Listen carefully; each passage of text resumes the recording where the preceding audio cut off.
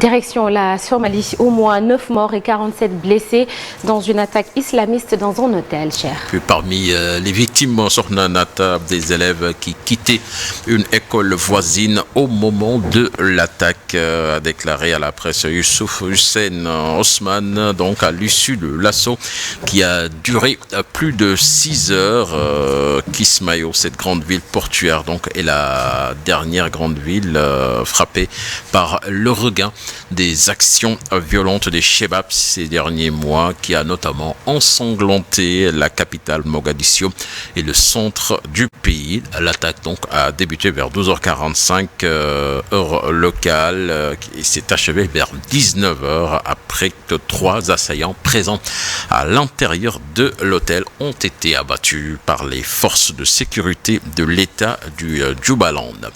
Direction Haïti, à présent une situation alarmante, chaotique et une catastrophe.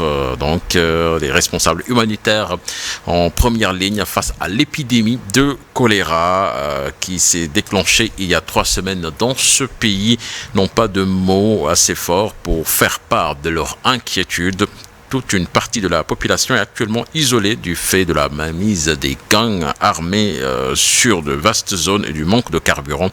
Or, les patients malades peuvent mourir de déshydratation en quelques heures s'ils ne sont pas soignés, alors qu'Haïti ne comptait plus qu'aucun cas de choléra depuis 2019. Quelques 960 cas suspects et 33 décès avaient été détectés en 3 semaines par le ministère de la Santé au 19 octobre dernier.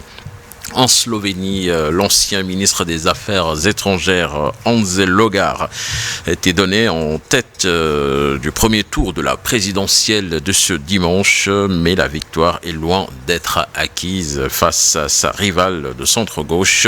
Selon les résultats quasi définitifs, sur 99,9% des bulletins dépouillés, le politicien conservateur de 46 ans obtient près de 34% des suffrages contre un peu moins de 27% pour l'avocate Natacha Pirk-Moussar, à 54 ans. Les électeurs du pays alpin, donc de 2 millions d'habitants, reviendront aux urnes donc le 13 novembre prochain pour les départager. Puis direction le Royaume-Uni pour boucler avec l'ancien Premier ministre britannique Boris Johnson, auquel on prêtait la volonté de succéder à Liz Truss, s'est retiré de la course à la présidence du Parti conservateur et au poste de Premier ministre. Donc, a-t-il expliqué ce dimanche dans un communiqué.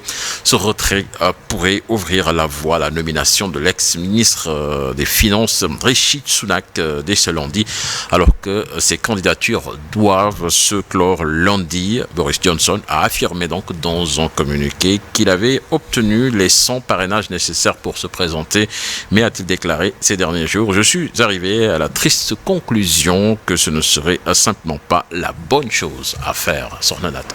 Merci, cher Tidiane Diao. Rendez-vous tout à l'heure pour la suite de l'actualité internationale et ce sera en Wolof dans la seconde partie de l'émission.